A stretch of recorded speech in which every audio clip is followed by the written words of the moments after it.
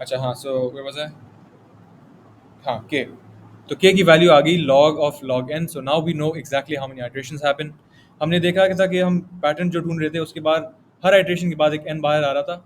अब हमें पता है कि हमें कितनी आइटरेशंस करनी होंगी। log n आइटरेशंस करेंगे तो कितने n बाहर आएंगे?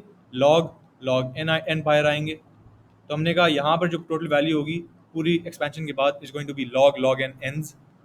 फिर हमने कहा कि इस पार्ट को देखो, यहाँ पर क्या वैल्यू आएगी। इसकी वैल्यू तो सिंपली इवेंचुअली जाकर 1 बन जाएगी। तो if we not really concern with इसकी वैल्यू क्या होती है, इसकी वैल्यू जो है हर कॉल पे बढ़ी जा रही है। एन प्लस 1/2, 1/4, 1/8, इसकी पावर में मजीद एक पैटर्न नजर आ रहा है। पहले 1/2 बढ़ा, फिर 1/4 बढ़ा, फिर 1/8, all the way down till जितनी भी रिकर्सिव कॉल्स हुई। अब technically this is only going to add log n times, क्योंकि आइट्रेशन हमारी log n है। लेकिन मैंने कहा अगर इसको इन्फिनिट दफ़ा भी कर लो तो इसकी वैल्यू एट मोस्ट कितनी बनेगी? 1। क्यों? क्योंकि 1/2 plus 1/4 plus 1/8 is an infinite geometric series, and an infinite geometric series is simply उसकी जो समेशन होती है equal to a upon 1 minus r। यहाँ पर a is the first term which is 1/2। The ratio r is also 1/2, which means our geometric series का sum to infinity will be 1/2 upon 1 minus 1/2। Keep in mind that this is the infinite sum for geometric series जहाँ पर ratio जो है 1 से कम है। तो हमारी successive values छोटी हो रही हैं। अगर बड़ी हो रही होती हैं तो ऑब्वियसली इन्फिनिट तक जब जाओगे तो वो छोटा नहीं हो रहा होगा, बड़ा हो रहा होगा। तो आपका इन्फिनिट सम, आपका जो इन्फिनिट सीरीज का सम होगा वो इन्फिनिटी ही बनेगा।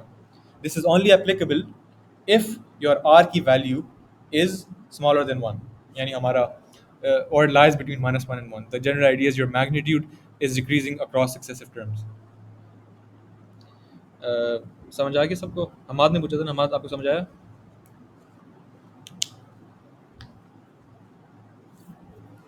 क्या?